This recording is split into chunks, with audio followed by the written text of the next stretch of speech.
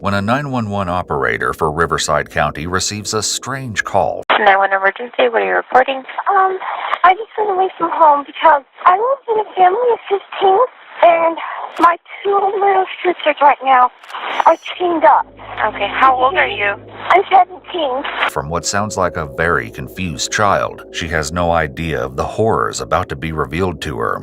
In the very early morning hours of January 14th, 2018, a home security camera in Paris, California captures what looks like a young child fleeing from what seems to be a typical suburban house. The child runs shakily down the driveway before picking up speed once hitting the sidewalk and disappearing from view. This is 17-year-old Jordan Turpin, and though she's been planning for this moment for almost 2 years, she still has no idea what she's about to do will change the course of her family's lives forever. Interestingly, another person, this one looking to be older, also emerges from the house and moves quickly down the street off camera, though in the complete opposite direction, only to return a few minutes later and re-enter the house.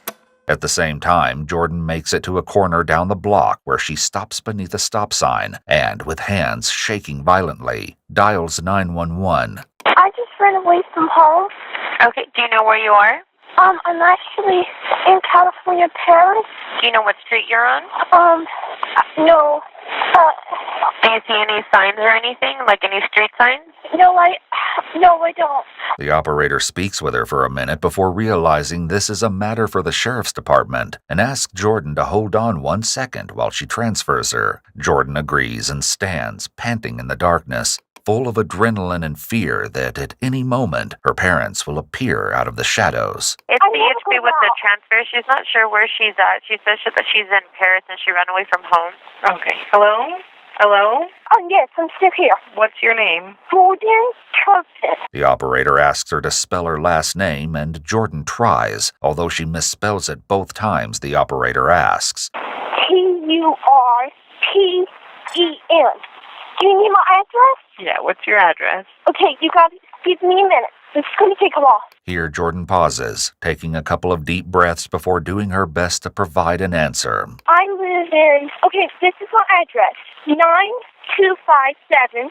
Okay, did you get that? Case? Is it C-A-S-E? Okay, sorry. I'm gonna start over.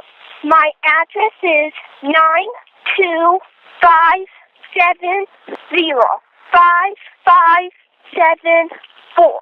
Did you get it? Okay, so now you just gave me a whole bunch of numbers. You didn't give me any kind of street name there. Oh, okay, I'm sorry. Okay, so you're just around the corner from your house, is that right? Yeah, I think. I'm not sure. I've never been out. I don't go out much, so I don't know anything about the streets or anything. It's later revealed that Jordan has never been to school or received any kind of formal education whatsoever, so the fact she's able to offer anything at all is actually rather impressive. The operator asks Jordan a couple more questions about her location before getting to the heart of the matter. Why did you leave your house? What? Why did you leave your house? My two little sisters right now are chained up. Where are they chained up at? On their bed. Then there are 15 kids? There's 13 kids, and then a mother and father. Are you at a corner right now? I might be. Is there a street sign? Is there a pole with two names at the top? I just see a stop sign. Okay, can you go over and stand right at that stop sign? Yes. Shortly thereafter, Deputy Anthony Colaci, at the end of a long graveyard shift, pulls up to the curb, getting out to greet the small, disheveled figure standing alone in the darkness. Hi, Jordan. Hi, what's going on? Okay. I just ran away from home. Okay. And I live in a family of 15. Okay. Thank you so much. There's a mother and father, and then there's 13 kids. Uh-huh. And... How old are the kids? Okay, some of them are, okay, my older sister's 29, the youngest is 2. And they all live in the house? Yes. Even your 29-year-old sister? Yes. Oh, yeah, they're kind of scared to ask to move out because of their mother. Some of them have asked for a job before, and she acts like that's crazy and it would never happen. But, my two little sisters right now chained up. How old are they? 11 and 14. They're chained up because they stole mother's food. Uh-huh. But, okay, yeah. And do you want to know why they stole mother's food? Why? Okay. All we ever eat, for like probably like 2 straight years or 3 or more, but we always eat the same things. But sometimes we do eat, I'm sorry if I talk too much. Okay. I've never talked to anybody out there, so I've never been alone with a person, so this is very hard for me to talk. Despite Jordan's marked level of trepidation, she continues to divulge as much information as possible, though she clearly struggles to put it all into words. She picks up where she left off with the dispatcher during her 911 call in regards to Turpin family life and how little the children were fed. I don't know much about my mother. She doesn't like us. She doesn't spend time with us ever. Who takes care of you? I take care of myself, and Mother does buy food for us, so she feeds us. Okay. All we ever eat is peanut butter sandwiches. Sometimes they tell Mother that they're hungry, but she has to give it to them. And then when they throw up, she says, "You're supposed to tell me if you're hungry, I'll give you something." And then they try to tell her, and she just like, "Okay, go on." So... You've never been outside before? Okay, I've been outside. Do you go to school? No. I haven't finished first grade. Jordan, having been sheltered from the outside world, is painfully apparent when she concedes that she isn't familiar with the most basic of health-related terminology. Okay, does anybody at the house take any kind of medication? Oh, I don't know what medication is. Any medicines? When we have a cold, sometimes we take Robitussin. I don't know, we don't take medicine much when we're sick. Right, so... How do your parents know you left your house? No, they don't. Do you take any medication? What's medication? Medication? Yeah, what's medication? Do you take pills? Do you take pills? Oh, I don't think I've ever taken a pill before. Okay. Right, I haven't. But... What about your other siblings? Do they ever go outside? Okay. Mother treats them right. They're like, they go out every day when she goes out, but she takes turns sometimes.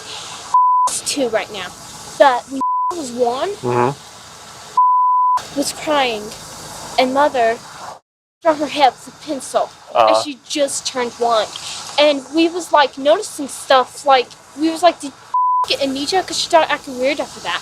And so, So you don't go to school? right, I don't go to Do your school. parents, do they let you go outside?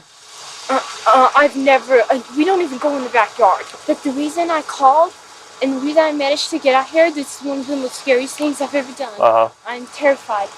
But I called because my 2 little sisters, they're chained up right now. And they... Do you have pictures of that? Yes, I can show you. I actually didn't have it, and then one of my sisters told me I need to get pictures. So see? Here, you can look at that. See, those are the places that make it on them. And that's... And see how dirty she is? We are so filthy. We don't take baths. We don't... Is there a cell phone number No, that's... to this? Oh, no.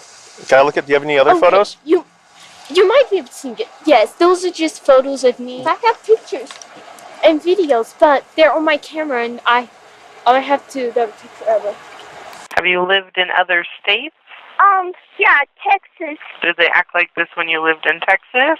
They acted different. They actually banned all of their kids in a house, and they left us there for like 4 years, and then later they came back and picked us up. But they're living with us right now. As the Texan neighbors of the family would later report, the family, who'd moved to Texas in the late 90s, kept entirely to themselves until a decade later, when they apparently fled in the middle of the night without a word of explanation. When neighbors went over to the mobile home to check on the dogs that had been abandoned there, they were shocked and horrified by what they saw. The dogs had apparently been found surviving off the used diapers left amid the other trash and feces left in the home, and the doors and refrigerator all bore padlocks and frayed ropes tied to the multiple bare bunk beds. It would later come out that this was where the Turpins had abandoned all but 2 of their children for at least 3 years, while they themselves lived in an apartment nearby, only coming by once a week to drop off a small amount of food. Sometimes we live in filth, and sometimes I wake up and I can't breathe because how dirty the house is. We never take baths. I don't know if we need to go to the doctor, but sometimes we think stuff might be wrong with us, and we tell Mother, and she just says, go on. When was the last time you had a bath? I don't know, almost a year ago. What if I went to your parents' house right now? What would they tell me? I'd be terrified. If you went to my parents' house, they couldn't see me. How did your sisters get like this? Okay. Your parents chained them up? Yes. Because they stole food. Okay. But they stole it because they were hungry. You make sure to save these, okay? Okay, I will. Don't get rid of those. I will. I won't. Yes. Okay. Can you do me a favor? Take a seat in the back of my car? Yes. We're going to go around the corner, okay? Okay. And take a seat back here, okay? By this point, the deputies heard enough. He radios for backup and escorts Jordan to the police car to be driven to the family home. He reassures her she doesn't have to see her parents. On the way over to the house, Deputy Kalachi asks Jordan a few more questions. Do you have any injuries? What's injuries? Are you hurt? Oh, no, not right now. Okay.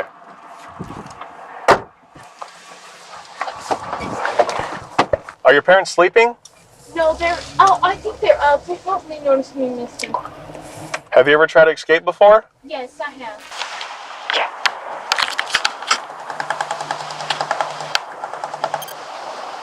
How much would it cost to take me to Nevada? Nevada? No, not Las Vegas, just Nevada. Just the border, just at the very beginning of Nevada. Yeah. How much would it cost? Huh? No. No, I'm 18. Okay, a couple hundred? I'm not going. I'll take a bus. Yeah, thanks. Bye. And what happens when you try to? My parents never caught me. But my older sister has run away, and she caught her. And she was, I think, just turned 20. Yeah. And her sister caught her and brought her back home, and she got in so much trouble. Has anybody ever been to your house before to check on your welfare? Like have family? Have any of your other siblings called the cops? No. Yeah. Some of them have wanted to, but they're too terrified.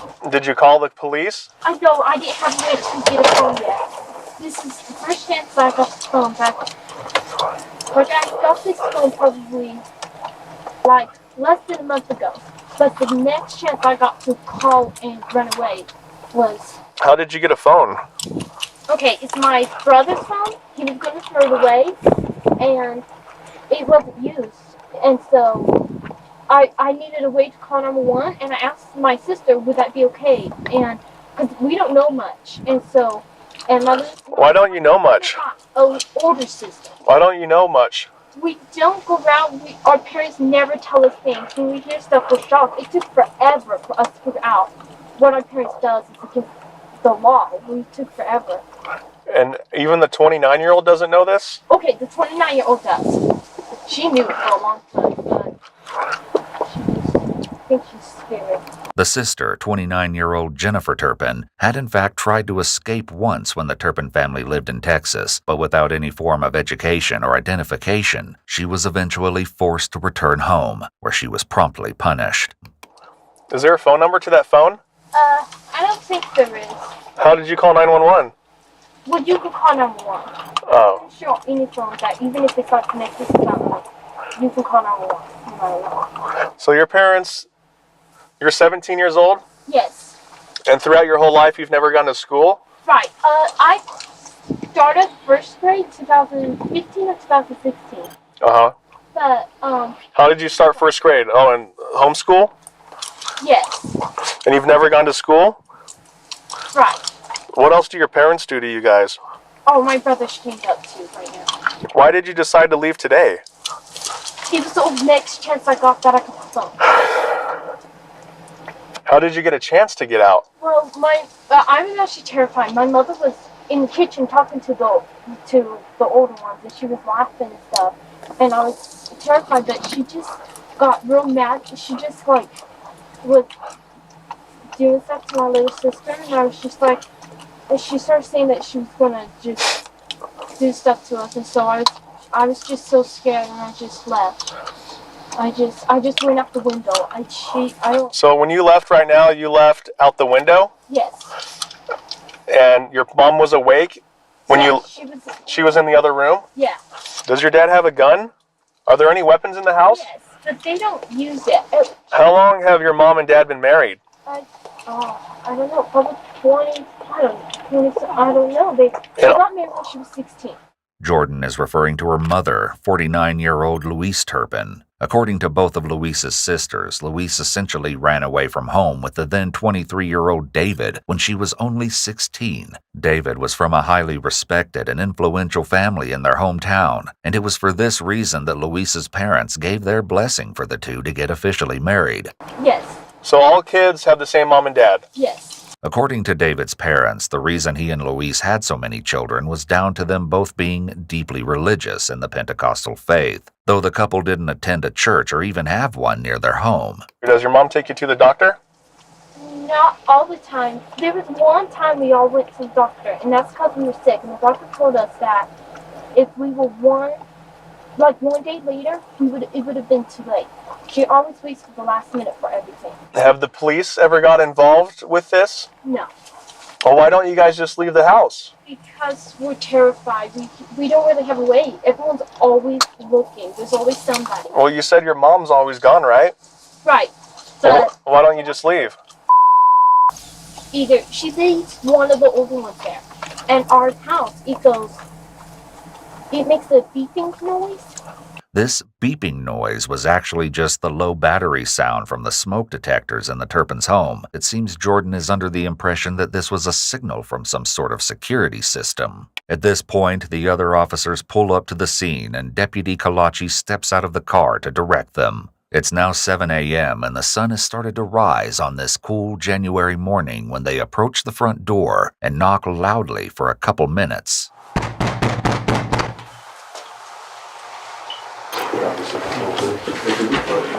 Hi. Hi. Sorry to bug you. How you guys doing? Good. We got a call for a check the welfare here at your house. So For what? check the welfare. So just basically check on everybody, make sure everybody's okay. Yeah, why? Do you guys have kids in the house? Yes. Okay, do you mind if we come in and just take a look, make sure everybody's safe and everything's okay? Okay, what kind of call did you get? Well, we got a call that there was a young female walking around saying that she came from a house over here. We were able to find out that this was a house, and we just wanted to check and make sure everybody was okay. Think she came from here? That's what she said. From inside this house? I think so. Otherwise, we wouldn't be knocking on your door at Sunday. Did she say her name? I don't know. Did she say her name? I don't know offhand, but we We need don't to know. check. We just need to check and make sure everybody's okay. You'll notice the officers are careful not to mention Jordan by name, to not implicate her to her parents' faces. Once we get in, make sure everything's okay, we'll get out of your We hair. have a lot where we're packing. Okay, We're getting that's ready fine, to that's move. No So worries. it's a mess in here, so. All right, that's fine. We don't mind messes. We've been But at I worse. mean, How you doing, sir? I'm doing okay. Okay, we yeah. were just in bed. I mean, like, Okay. So most That's people are right now, so we expect you guys to be in bed. okay. And Yeah. no weapons in the house or anything like that? No. I do have a gun. It's locked up. Okay. Locked up is good. We like that. Okay. Okay, well, we're going to come in and check, okay? We just want to make sure everybody's okay. Oh, do you have a search warrant or anything? Or No, we what? don't need one, sir. As the officers prepare to carry out a warrantless search of the premises, they have determined there are exigent circumstances surrounding the current situation. Courts will typically look at the time when officers make the warrantless search or seizure to evaluate whether, at that point in time, a reasonable officer at the scene would have believed it was urgent to act and impractical to secure a warrant.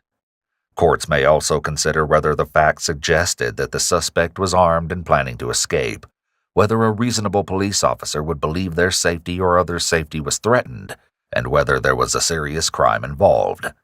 Police in hot pursuit of a fleeing criminal may also make use of the exigent circumstances exception. As officers push their way past the corpulent door jamb that is David and ease their way into the large open home, they're shocked and horrified by what greets them. Every inch of the 2,388 square foot house's floor is covered in mounds of rotting food and moldering trash, while the powerful stench of human waste hangs in the humid air. Strangely, there also seems to be several dozen unopened boxes and packages of children's toys and brand new children's clothing complete with tags seen peeking out of the monstrous piles of garbage. All right. Well, like I said, sorry to bug you guys, but we just got this call. We all we do is we just check and make sure everybody's okay. And You got a call? yeah, we got a call from, I'm not sure if it was the young girl that left or if it was a neighbor that saw her walking around the street. So we'll get to the bottom of it. As soon as we make sure everybody's okay, then we'll decide, we'll figure out if maybe she was one of your kids that wandered away. How many kids do you have? 13. 13 total? Yeah. Woo! You guys are busy. Yeah. Officers head to the back of the house to the children's bedrooms, 2 tiny back rooms, the first crammed with narrow bunk beds, but otherwise empty, and the second, which is crammed with both bunk beds and a filthy mattress, which is sitting on the floor with 2 little girls sitting listlessly on top. Hi, sweetheart. Hi, girls. Can I see your wrist? Yeah. Which one? Okay. The officers believe they found the room featured in Jordan's phone pictures, but there's only one thing missing: the actual chains. The children, obviously frightened and wary of the strangers, give no answers, though eventually one does point them surreptitiously to a sliding closet door. Meanwhile, Officer Ogden is still by the door with David and Louise, distracting them with questions and small talk. Where are you guys planning on moving to? Oklahoma. Oklahoma? Yeah. That's a long way away. Yeah, yeah. You guys know family over there or anything like that? No, my job is moving me. Oh, okay. What do you do for work? I'm an engineer. Finally, as his eyes have adjusted to the gloom, Officer Ogden notices something to his left and suddenly realizes David Turpin may have had a reason to be awkwardly standing in that particular spot in the entryway. Is this another bedroom back here? You got another couple kiddos asleep there? Yeah. Sarge, you got another room in the front right here with 2 kiddos in the bed. Officers enter the previously unnoticed third bedroom, where they find a boy who is chained by his wrists and ankles to the top bunk bed. Back in the girls' room, Officer Rodriguez slides open the closet door and looks inside. All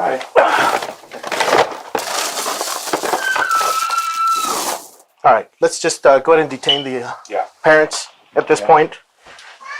Ma'am, why don't you step over here for a minute? Okay. Where? Okay, with you. And sir, step over here for a second. Just step over with my partner here for a second. You got any weapons on you? No. Turn around real quick, I'm gonna check you out.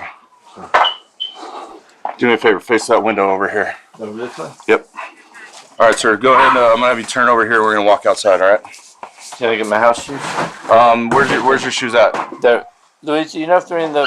We'll have to find them for right now. Let's just walk out and we'll get you something, all right? In the bedroom or the... All right, well, we got the other stuff we're dealing with, and we'll try to find you them, okay? You don't have any weapons on you?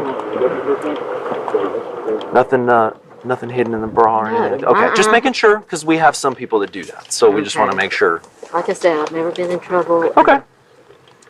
This is a first for me. And, Okay. Well, I don't understand.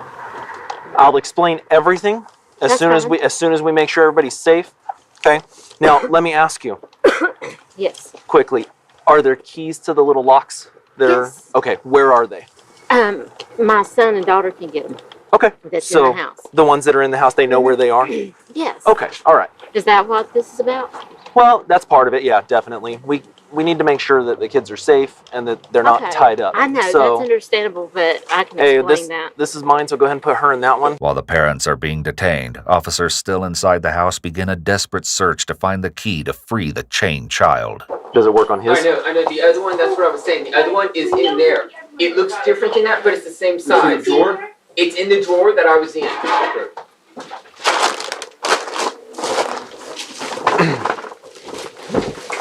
And finally, the young boy is freed. All 13 of the Turpin children were immediately taken to the hospital to receive treatment for their severe malnutrition and other injuries. Their ages were officially determined, and though all had the overall appearance of children under 18, more than half of them, in fact, were actually adults between the ages of 18 and 29. The 28-year-old weighed only 82 pounds at the time of rescue, and all of the children suffered cognitive impairment and nerve damage from the consistent lack of food. Investigators would learn that food was something the children were psychologically tormented with, as the parents would buy large food items such as whole pies, then leave them out for the children to look at, but not eat. As it turns out, the unopened toys investigators saw around the house on the day of the rescue were bought for the very same reason. Investigators would also discover that none of the children were educated, and indeed, none would claim to have knowledge beyond that of an average third grader. David Turpin had filed documents with the county claiming he was running a school out of his home for children, but this was later proved to be completely false. The most they did was inform the children as to what grade they were supposed to be in, on the off chance a stranger asked them during one of their few ventures outside. With the oldest daughter Jennifer explaining, they loved to point out things in Deuteronomy saying that, "We have the right to do this to you. I was afraid to do one little thing wrong." When interrogated by authorities, both parents were completely unwilling or unable to come up with a single viable reason for why they treated their children this way. And Louise even seemed confused by the questioning. She later wrote this letter to her children from her jail cell. It reads, "Father and I love you so much. We're so sorry for everything we've done wrong, and now realize that we had done some things wrong. Things will be so different in the future. The way you eat and outside time and baths will be done more regularly. I'm sorry this had to happen, but our future as a family will be so much better and stronger. We hope to see you guys soon. Love and kisses, Mom and Dad. I promise there will be no chains in the house again. That would never happen again. I'm so sorry. I love you so much and hope to see you soon." David had something different to say. In a statement to the court, "Your Honor, I thank God for all of my children. Each one of them is a blessing from God. My homeschooling and discipline had good intentions. I never intended for any harm to come to my children. I'm sorry if I've done anything to cause them harm. I'm glad that we were able to resolve this case without my children being forced to testify. I love my children and I believe my children love me. I hope and pray that my children can stay close to each other and look out for each other since their mother and father cannot be there for them and with them. I hope the very best for my children and their future." When it came time for the children to give statements to the courts, one defended her parents. Joy Turpin, 21 at the time, had this to say, "I want the court to know that our parents loved each other and loved each of their children. They felt that God blessed them with all their children, so they kept away from the world and trusted God would guide them through life. Through the years, things became more and more overwhelming, but they kept trusting in God. I remember our mother sitting in her recliner and crying, saying she don't know what to do. She didn't want to use rope or chains, but she was afraid her children were taking in too much sugar and caffeine. Our parents didn't know we were malnourished. Our parents decided to start homeschooling all their children. I believe our parents were afraid to put us in public school for many reasons. I feel like 25 years is too long of a sentence. I believe with all my heart that our parents tried their best to raise all 13 of us, and they wanted to give us a good life. The oldest child, Jennifer, gave a statement that seems much more in line with the other children who gave interviews to the press. I'm in college now and living independently. I love hanging out with my friends, and life is great. I believe everything happens for a reason. Life may have been bad,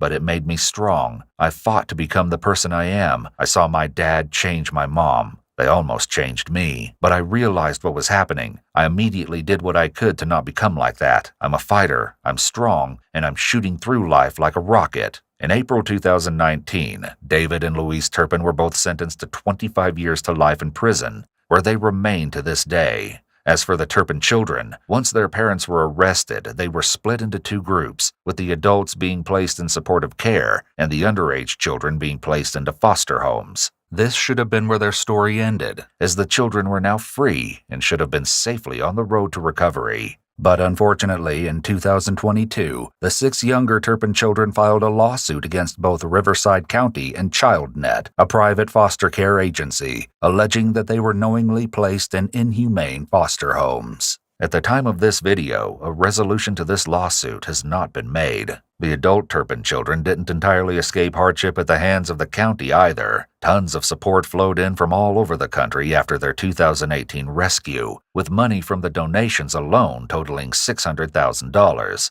However, the money was placed in a trust and the children were allegedly unable to obtain funds, from the court-appointed guardian of the trust upon request. It wasn't until ABC's 2020 investigated and aired a special on the case that, according to Jordan, people started listening and doing their jobs, and the money was distributed to the Turpin children.